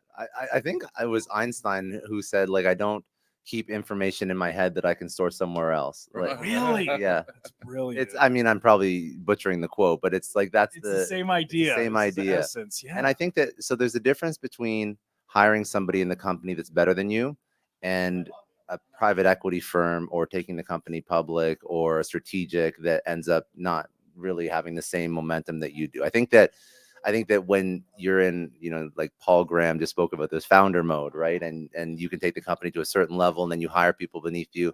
You still are the architect, and you still are the driving force behind the company, versus like what you mentioned, like after that exit, after you step out, after your mandatory commitment for X amount of years, after you sell it, there's not that driving force anymore. And actually, to be honest, a lot of people, even people with a lot of money, are not good at acquiring companies and nurturing them and seeing that growth. The companies that do it well are like the Googles and the Facebooks and the ones that do it repeatedly, but many people screw up acquisitions. Many people screw up acquisitions. You look at Barstool Sports, and David Portnoy sold that, and then he bought it back for, what was it, $1, right? Yeah. Because he So, screwed up everything. what a flex. That was a crazy story. Yeah, but it's because people don't know how to manage a company the same as a founder, but they think they can. Rupert Murdoch bought MySpace back in the day, Yeah. for like 600 million or something. Yeah. So you screw up the acquisition. But when you think about identity, is really important. When you think about after you sell, I mean, with that kind of exit, in theory, you probably wouldn't ever have to work again. I don't know if, I mean, it's not 700 million into the bank. There's like, I mean, there's partners, well, and that's there's what I tax, meant. I was and a there's dilution. minority shareholder, but yeah, still you get a good chunk of change. So when you think about what's next as an entrepreneur, that's always an interesting question. Like, you've done multiple companies. did you jump into something right away? Did you jump into the same thing because you felt comfortable with it? Did you want to explore new things? Did you want to go into VC? Like, what's the life cycle of an entrepreneur after an exit? Yeah, look, I just first of all just wanted to decompress and have a vacation, and I thought I was Good. going to do that for the rest of my life. But after a while, you realize you want to give back to the world, and there's something about particularly being in the tech industry where Yeah. you're around change and you can make the change happen. Yeah. And so I wanted to still contribute and do stuff like that. And then after my second IPO, which was in 2014, I wanted to just retire and start a family. So I did that, but after a while of that, then you're like, well, you get that itch again, and you look at the world and you see what's wrong with the world. And you're like, Yeah. somebody needs to fix this, right? And you Right. realize no one's going to fix it if you don't. So That because that's like such a scary feeling for me too. It's like you're constantly pursuing things, but there's a fire, there's a type of grit that you have, there's a scrappiness that you have when you feel like your back's against the wall, right? And I noticed that like when I got bought out by my partner, when we broke up and it was a whole thing, I had a lot of money in the bank and I was like, I could do whatever I want now. And there was like a certain emptiness that I felt. I was just like, I don't have that like aggressive fire passion that I wanted to tap into so much. Did you find like in tech creative ways of like keeping that? Did you feel like that emptiness of like, I won the Monopoly game, I got nothing left to do, you know? there's always something to do. You know what I mean? So I don't know if I ever felt like the emptiness, but certainly when I was out there making a lot of money but didn't have a family, Yeah. I would have traded anything in the world to have the family. So, and then it's hard as the balance as an entrepreneur and a family man as well to find that right niche. You know? There's different seasons to your life, and you have to. Yeah, that's right. Yeah. very much. Yeah. If you think about that was the first company you built that was a massive success, but you think about the one thing that happened in that company that was a learning experience, like the worst thing out of that journey that you learned, and then next time you do something, you're never going to do that again. What was it? Well, you know, I came out of there, and we never raised money until our IPO. So our IPO was actually the first fundraising within the company because it was just funded off the internet. So I came out of it saying, I don't want to deal with these investors ever again. I'm going to fund it all myself. Yeah. And so the next venture, I wrote the checks in the beginning to get it off the ground, but gets to the point where you put a few $1 million in and they're like, we need another $1 million. Yeah. And it's like, well, if you don't give us that other $1 million, then all the other that you put in, that's gone. Right. And so, you know, I that's one thing I've said I'd never do that again is fund it myself. You know, so interesting. From the second venture. Yeah, because you have to figure out. Okay, so if you fund it yourself, you have 100% ownership. Yeah. But then it's your money and it's your risk, and then if there's all these like different. There's no one right answer. Like That's you can true, do it yeah, so that's many true. different ways. Actually, I've always been a big fan of entrepreneurs bootstrapping until I heard a story that I thought was very fascinating, and it sort of reshifted my perspective on it. So. If you bootstrap, you own 100% of it. But what is the negative of that? Well, the example that a friend told us about was Viber versus WhatsApp. And Viber was basically the same as WhatsApp. And Viber was sold for several $100 million. And WhatsApp was sold for several $1 billion. And what was the main difference? WhatsApp kept raising and kept setting the valuation on the company versus Viber that was 100% founder-owned, bootstrap, never raised. So when they went to sell, they couldn't justify a multi-billion-dollar valuation, even though they had roughly the same amount of users at the time. So by raising in tranches over the life cycle of the company, WhatsApp actually ended up justifying a multi-billion-dollar valuation. So that's an interesting perspective. But the point is, it all works, and it all could not work too if you don't do it properly. Look, I think that it's an ecosystem within tech, and there's a lot of energy towards preserving and growing the ecosystem. So if you try to fit in with the ecosystem, meaning that you look like everybody else, you have investors like everybody else, you have an exit like everybody else, then you can flourish. But if you're an outsider and you don't look like everybody else, you've just got that many more challenges to overcome. And coming in being completely self-funded with no external investment, there's sort of nowhere for a venture capitalist to fit in there. So you're closing yourself out to that world. Whereas a lot of people complain about investors, and certainly as a founder, I've been there, but I've been on the other side as an investor as well. If you get the right investors, they can really add an enormous amount of value to your business. And that's one of the secrets of Silicon Valley, that people come into the Series A round who are going to ensure that you can sell your Series B round just because that investor's there on your cap table. Yes. So you have to look at like all the other reasons why you'd bring in a VC versus bootstrap. Yeah. I think bootstrap is the best if you can possibly do it. And there's all these ways to fund things now, such as crowdfunding. It's non-dilutive capital. So if you can tap into some of that, more power And to then you. plus, if you actually have you done a crowdfunding? Have you Not for one of my own companies. Okay. No. That's just an interesting concept because then you also get this like audience that turns into customers and evangelists that could also be this huge marketing tool. Yeah. That's very interesting. When you look at companies as an investor now, like you moving from operator to investor, what's the thing? What's the X factor? Is it just everyone says like bet on the jockey? Is that the thing, or is there more to it than that?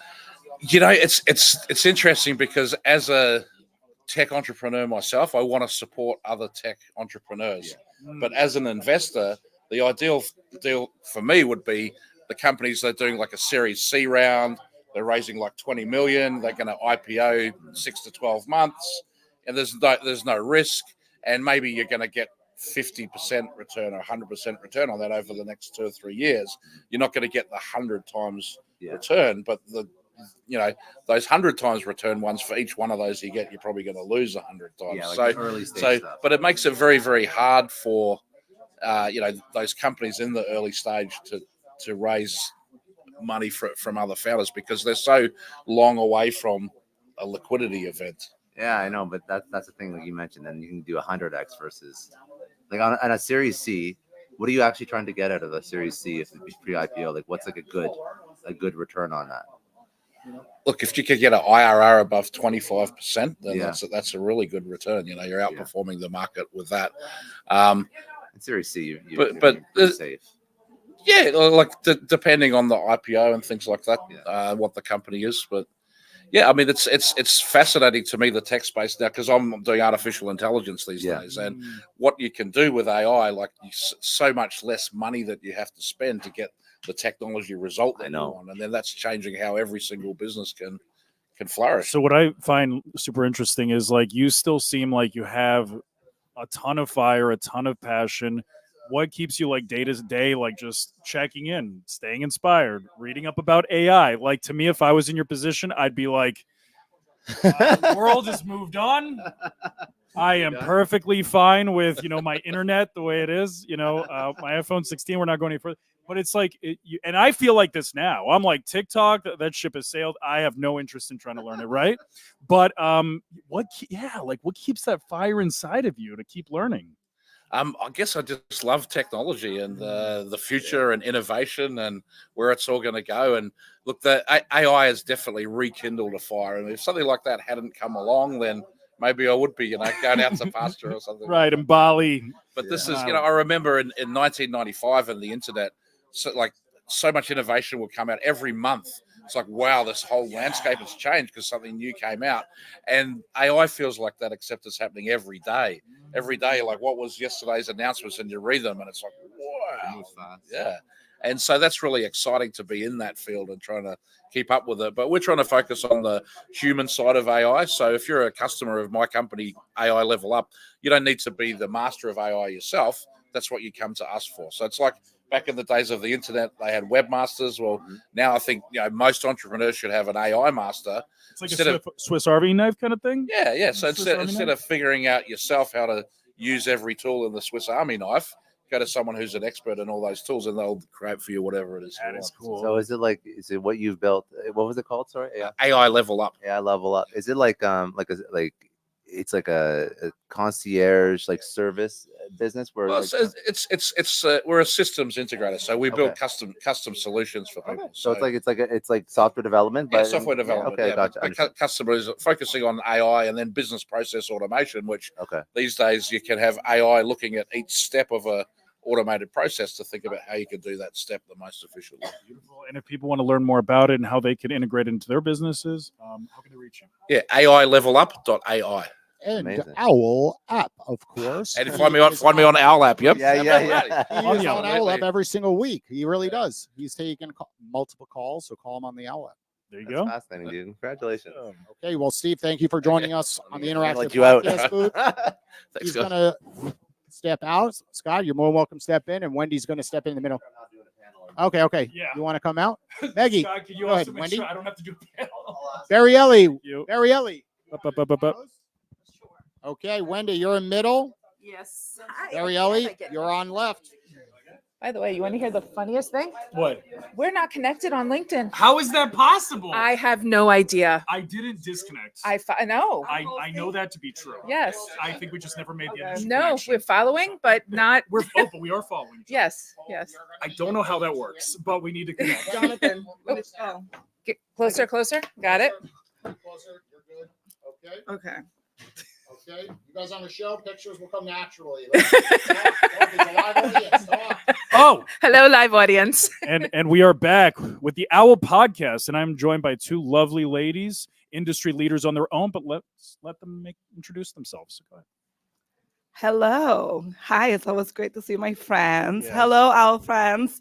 I'm Barry Ellie. You have seen my face a few times, but I own a Royalty Care Med Spa in Plantation, Florida. We focus in optimizing you from the inside out through wellness, root cause medicine, and aesthetics. I started my company because I was diagnosed with rheumatoid arthritis and I wanted to optimize, and I didn't want the diagnosis to define me, right? How many of us deal with labels? And a lot of us are paralyzed by them. And I'm like, I want to find a path. And I created this beautiful, amazing company. That's lovely. Hi, Wendy. Hi. Great to be here with you today. Oh, likewise. And with you. So for those people I haven't met before, my name is Wendy Shore. It rhymes with entrepreneur. And I have been an entrepreneur for over 30 years. Yeah, I know I'm giving away my age. She started when she was 12. I started when I was 12, exactly. Right. I'm a business advisor, a revenue growth strategist, a just little bit of a jack of all trades. I help small to medium businesses to build their brand authority, grow their presence on LinkedIn, and get inbound leads instead of that icky outreach. Ooh. But I have a whole strategy where I actually will look at the financials first, right? Because every business has to have money coming in. And then from there, we'll figure out what products you can offer, or if you're even hitting your right target market. You can't go against the market. The market kind of tells you.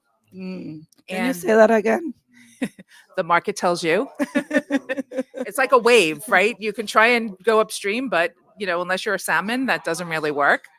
And how do you grow your business? How do you scale your business? And even myself, I've had to make changes because as I realized that I myself was not scalable, I have to, and sometimes it's taking a step back. Sometimes it's shrinking back a little bit so that you can grow into the sun, I guess. I love one thing that you said. And you said, what did you say about target market?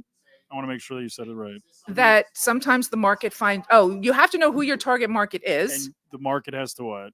Tell you. The market has to tell you, right? Yes. I feel like so many people confuse what a target market is. I think too many people think target market is a person when target market is literally a market. Right. The problem is you got to put your market where there's customers that want it, right? So I feel like, again, target market, it's so easily confused. But there's an elephant in the room that I have to address. All of us have something in common right now. Ooh, what's that? We are here on a Sunday at a networking event at, I don't know. It's 12. like around noon? Yeah. There's got to be something special about us to take this kind of commitment to our growth and to networking and all of the above. So why is this so important to you? Why is it so important to attend these events? What does it do for you, Wendy? Well, business doesn't stop just because it's Sunday. Wow. That's first of all. Yeah, right. Wisdom light one. Sunday. I know people take, they set boundaries, and that's okay to set boundaries. But networking is one of the most important things you can actually do for your business. To meet people. I was at another networking event and I heard something profound that I'll share here on the Owwll app. And I'll give a little bit of kudos to Donnie Boyvin from Babs, Badass Networking. Can I say that? Yeah, of course you can say that. The Badass Business Summit. There you go. So he said, when you network, you don't network for your customer. You don't network for your client. You network to create synergistic alliances of people that are also that can introduce you to your ideal client and you can introduce them to theirs. And I just want to say, when people talk about your ideal client, like when they talk about your target market being a person, that's the confusion of your ideal client avatar. Right. And that is a marketing thing. So you have to know what your market is, Mhm. and then you sort of build this ideal client avatar so that you can market to them, so that your message gets to them. But first you have to figure out, do you have the right product for the right market? Is there a fit? Is there interest? And then you go on from there. I love that. What a good point. Well, for me, it's interesting that you asking that question because Wendy and I were talking about that on our way here, and we were saying, man, we are so blessed to have this tribe that we attracted because literally I feel like I have been to other entrepreneurship events and people in South Florida have expressed to me like it's so hard to find people that will support me genuinely, that will show up for me. And I'm like, I'm sorry, I can't relate, but I can invite you to the events I'm attending to. And Wendy and I were literally agreeing with each other the fact that it could be an event Wendy is doing, or Cindy, or Jason, or you, or her, or myself. And we know that we're going to attract such a beautiful crowd of people, whether that is at my med spa, we did an event for the sisterhood, or whether it's in any of our businesses. And we truly show up for one another without like the key, what is in it for me? Right? Because we know in the law of abundance, and we know that me showing up for you is going to create something energetically that's going to bring it back to me, whether it's directly through you, whether it's someone that I met, whether it's just the energy of constantly moving and giving for the authentic place that's going to come back to one another. And I think that's something so beautiful. And we always are welcoming other people to enjoy and be part of our growth because we do want to see everyone win. Well, isn't that how it started? We were saying how wonderful everybody here was. Like there were really nice people here, right? You know, first of all, Cindy puts on a great event, and now that she's sort of partnered with Dennis for this event, it's spectacular. But the people are really great. The people who are speakers, the people who are attendees, you know, just the community, and that's how we got on this community. And we feel like that's what's being built. You know, along with Wendy and you. You know, how many events now have I seen you at? Oh my gosh. Right? So many. I never know who's hosting it, but I know you and I are going to be there. Exactly. Yeah. Yeah. And I love it, and I look forward to them, right? Because not only do we meet great people, but there's you always have a little takeaway, always something that you learn that you didn't know yesterday, or you know, even an hour ago. So it's really enjoyable, and you know, when you can get into that kind of a circle and attend this kind of event, it's worth it, even if it is on a Sunday. It doesn't matter because you're like, oh, it feels like I'm gonna see my friends. Exactly. You know, like I got so excited that it's raining. It took me 90 minutes to drive back and forth. I thank God for Wendy because she was like, you want to meet me halfway? I drive us all the way to Jupiter. And that's part of the friendships, right? Because her and I were intentional to get to know each other more intimately outside of the circles. And that's something that I tell the people. Don't go to a networking event just to grab cards, right? And I think someone said it with the blank exchanging. You want to be intentional. So if you connect with someone in a specific, reach out to her. Be like, hey, Wendy, I love the conversation you and I had on Saturday. Let's meet up for coffee. I would love to treat you. You know, and out of that, and we ended up having lunch, and we ended up having a 3-hour lunch, and we wanted to continue it where we had things to do. And that's the amazing thing because we realized so many synergies from one another. And from there, we're like, okay, well, let's come up with different projects. And then I see her again today, and it's more like a continuation of great conversations. And you go deeper. So you're building a trust now that it's like, okay, well, how can we bless each other and help each other in the different platforms that we have? Absolutely. And the thing is that I don't know about the both of you. I know for myself, and I know for so many others, is a lot of us work from home. Yes. So when we work from home, I know it's like being isolated is dangerous for me. Being away from people, being away from community, that's like where addiction starts, like knocking the door. Right? Oh, you're isolated, you're not around people, you're bored, you need something to feel good. Yeah. But then when you go to things like this, that is why they're imperative to your health. Being around entrepreneurs, successful people, successful stories, you know? Yeah, that's super, super important. Let's not do that because it's super distracting. And you've heard like success leaves clues, right? Yes. And so when you're around people, I was I love listening that. to the gentleman who was here before.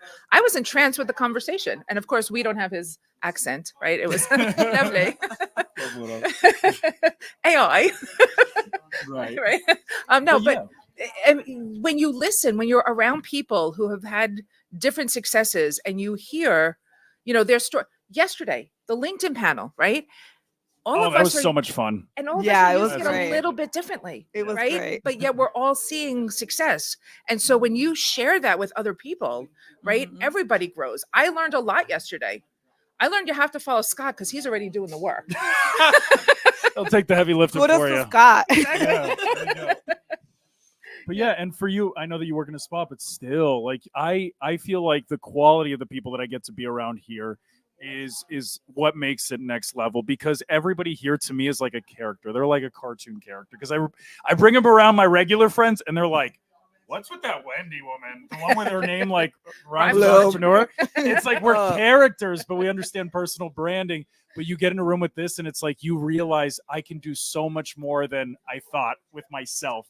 Because if these crazy cast of characters could be successful, why can't I be? So And then doesn't that motivate you? Because I feel that we push each other, yeah, right? We a give little it delusional. a little delusional. We need that, but we also need people that would tell you, "Hey, what don't you think about this project in this direction?" Yeah. Right? That maybe you're so caught up in it that you need someone that you respect and love, and it's also an entrepreneur that's giving you a different light of what you should be doing, and then you're like, okay, and maybe your 9 to 5 friends, not saying that there's anything wrong with that, but your other friends that may be in music or any other industry may not really relate in a part of you that you're building and doing.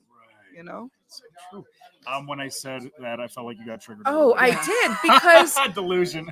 no, not delusion, Okay. but why not you? Why not me? Why not you? Yeah. Right? Because it's really about putting in the work. It's not. Earlier, you guys were talking a little bit about luck, right? And I think Scott said he doesn't believe in luck, but luck is when your preparation meets your opportunity. Yes. Right. Yes. And so why not you? Why not me? Why not you? Why not you? What is it that you're doing or should be doing to do it, move the needle forward? Right. Just do it. Just do it. So Just do it. That's the takeaway. And thank you. So we're gonna leave you with that thought. Yes. And next time, follow us. You can reach out to all of us on Owwll to connect one-on-one if you want to explore more about functional medicine, med spa on my end. For Wendy, it's more financing and consulting. Growing your business. And with Jonathan, it's See me for another 24 hours. all about branding.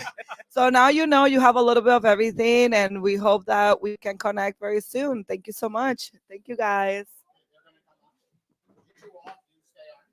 And you stay on. I stay. Can you get Sean or Danielle or somebody? No, I can do it. No, I to get Diet Coke. Okay. Manny or whoever. Okay, go ahead. You two are gonna go right. So it's in the middle. Good job. Hey, what's up, buddy? Hey, man. Woo. How you doing, brother? You know? It's good. Thank you. Get seated. All right. Put my phone right there. All right. All right. Boom. Get some reps. Yeah, no, you're good. Don't start yet. Nope. Well, you're on the screen anyway. But you don't. Yeah. Oh, look at that! Perfect. It just died. Oh. Oh my goodness. My mic. On point. This is somebody's water. Hey, Manny. Hello. Is it John here yet? Sorry to interrupt. Okay. Get the man a Diet Coke. Yeah. Diet Coke we need. Yeah, I need some energy. Just yes, all the action. You guys are gonna come in a little. You're gonna come in a little tight. Yeah. No, Ishan was bringing me one. Good. So just find out where he is, if you don't mind. Thanks, buddy. Appreciate you. All right. So we are live on Owwll. It is a Sunday morning. And so one of the questions that I was asking all of you is, what's wrong with you? It is a Sunday morning. And instead of, sitting by the TV, watching a Netflix show, maybe doing some crossword puzzles, catching up on the news, hanging out with family, we're here. We're here at this event, networking, getting to know some business owners, elevating ourselves, becoming more abundant. So what inspired you to come on a Sunday morning to a networking event?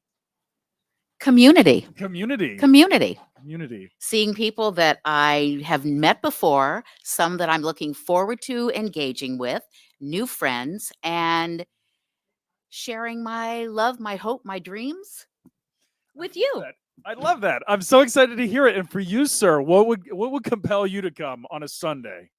People. People. I was fortunate to meet Forbes in Las Vegas a little few months ago, and her world's pretty unique. So I figured first it's just down the road in West Palm Beach, but to meet the people is amazing. You last night. So yeah, that's and one-on-one is in today's world unfortunate. We're all WhatsApping and texting and nothing better than real life energy connection. So Forbes Riley, it's so interesting. The first time I ever saw Forbes was on like a cartoon show when I was like 7 years old. So she's like this iconic. She's done like QVC. She's doing coaching now. She's been all over the place. But I remember her from like a kids TV show, you know. So it's so interesting how it depends where people meet us on our journeys. Like, you know, when I like think of like the Beatles and I'm like, oh, those songs from that movie I watched, that Disney movie, right? It's like the way that we connect people, we define everyone differently. So how do you define yourself? Who are you to this world? What do you do? Food is my language. Food. Food is my ministry.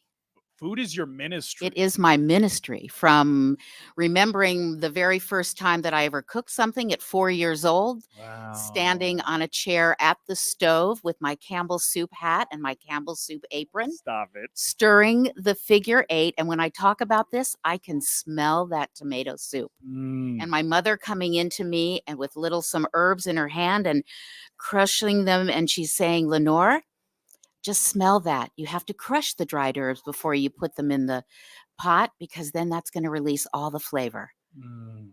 So for me, that's my life. I was born to show you that there's a recipe in the kitchen that you can do effortlessly. And it's the same thing for your recipe for life. Whoa, whoa. So I feel like sometimes life is like a burrito, and I'm at Chipotle. Okay, you been to Chipotle? Yes. So you're walking to Chipotle, and I want to put some chicken, and then I put beans, and then I put rice, and then I put the tomatoes, and then I put the cheese, and then I put the sour cream, and then I get to the end of the line, and they're trying to put all the ingredients in the burrito. But what I didn't realize is there's too many ingredients in the burrito. But the burrito maker should have known that it was over capacity. That is how I feel about life. How am I doing? Exactly. And you know, the way that you place things in that burrito, meaning does the cheese come first, or the tomatoes, then the beans, then the ground beef, it all makes a difference in how you taste it, how your life unfolds. Your palate is like your life. That is deep.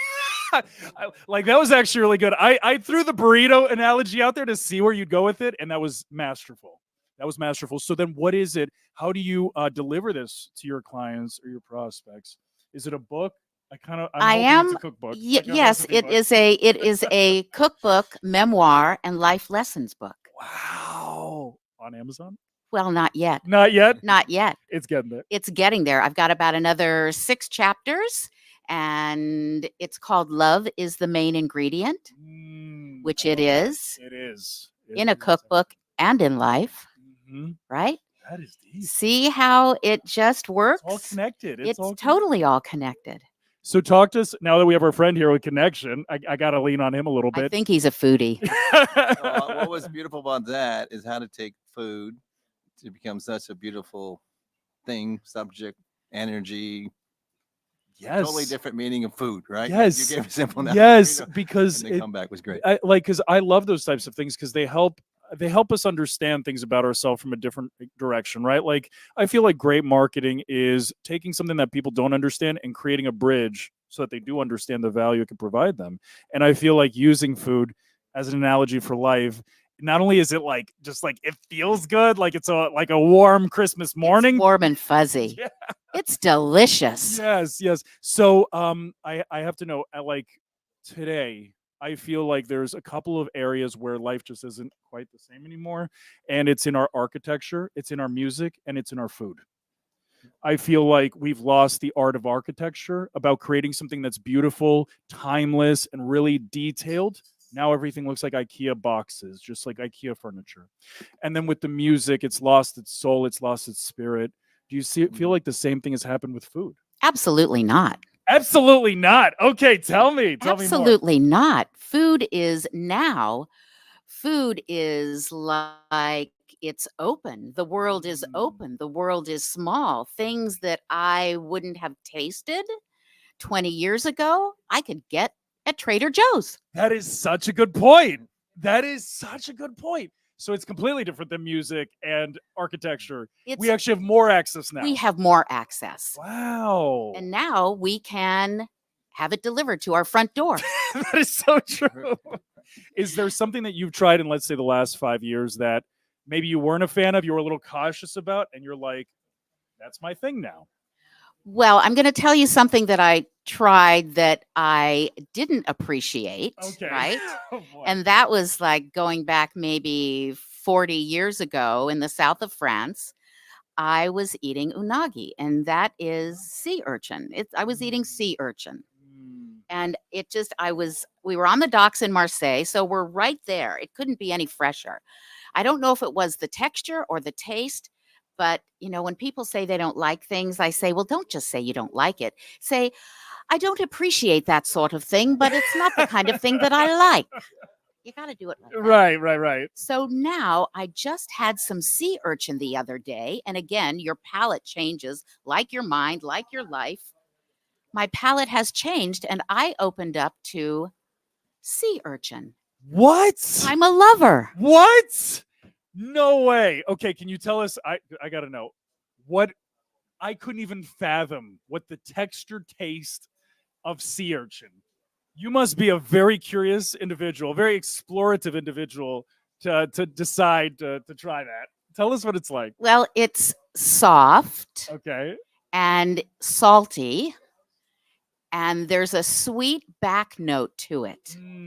Like very subtle. It's subtle. And no sea urchin is the same, just like no oyster is the same, no eggplant is the same. So, when you look at a recipe, like a recipe for life, right? Yes. When you look at this recipe, the lemon that I'm zesting today is not like the lemon that you zested last night or that we made at our dinner, right? And it's not like the lemonade that I made from the too many lemons that I had, right?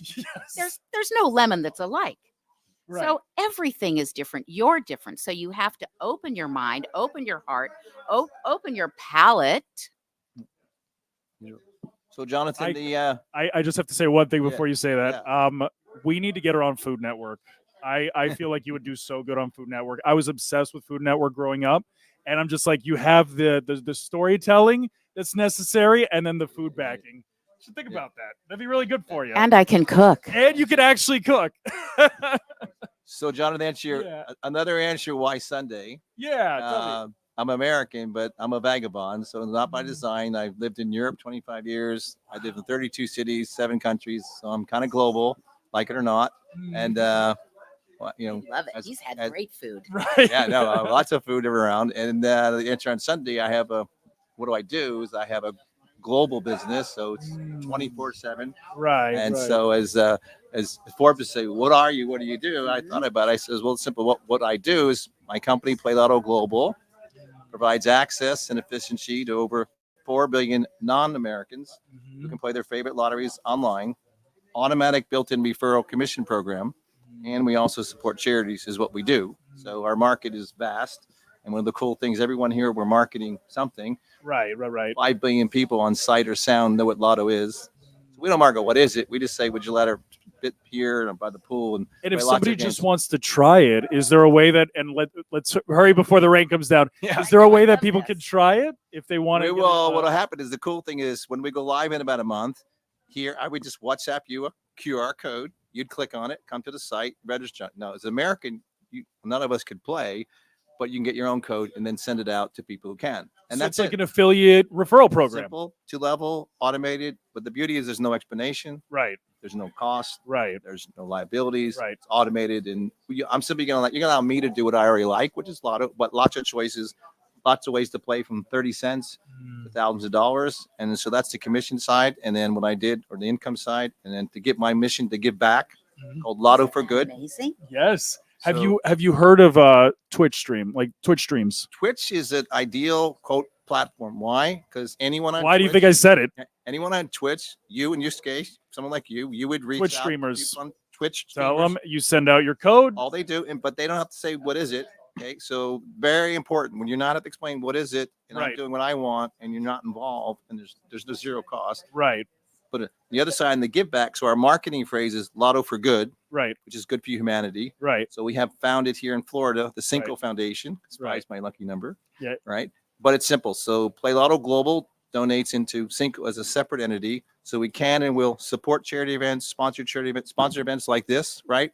So Play Lotto helps sponsor events, and then Cinco helps support charities. But say someone like you, let's say you had a charity, so Play Lotto is going to make you income and referral income automatically. And if you have your own charity fund, Cinco will help support that. It's all no cost to anybody. I love it. Well, if you want to learn more about it, he said all the above, and you could go check it out there. So we're actually have a little bit of a weather condition going on, so we're going to wrap things up here, but we'll be back soon. Thank you. Thank you. Donna. Awesome. Thank you. Now I have a question to ask you. Yes. So I wanted to ask you this. If you were on a desert island with only one thing to eat, what would it be? Just tell me. Just Diet don't Coke. think about it. Diet Coke. Diet Coke. Diet Coke. Really? Okay. Yeah. Not You Coke drink. Zero. I'd go if it was Coke Zero. I like Coke Zero, but Diet Coke, it's like it's nostalgia. My grandmother And? drank that. I was going to say pizza. Pizza. But pizza with- Okay. but Mine's probably- artichoke. Where are these guys? No, it's Sean and Manny.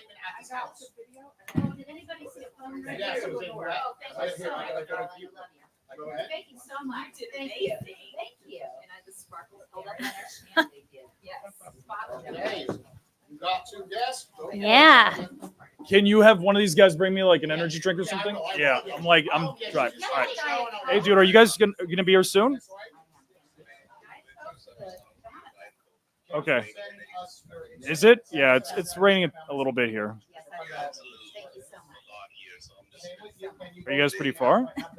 No. You guys are still pretty far? Okay. Okay, cool. See, my hair can't The stand shuttle? it. Turn frizzy. Mine goes flat. Gonna go frizz. Why not? I drove straight to us. You can park behind me. I know. Yeah. We can postpone. Yes, dude, you can I'm park open to behind whatever me. you want. I'll make Yeah, sure. 'cause I don't I'm doing wanna a third get wet, podcast so- in a row. Yeah. We're gonna move the show to the other side. Okay. Okay, guys, we're gonna end the show. Say everyone, thanks for attending. It's gonna come down. Hey guys, so hang tight. We're gonna be switching over.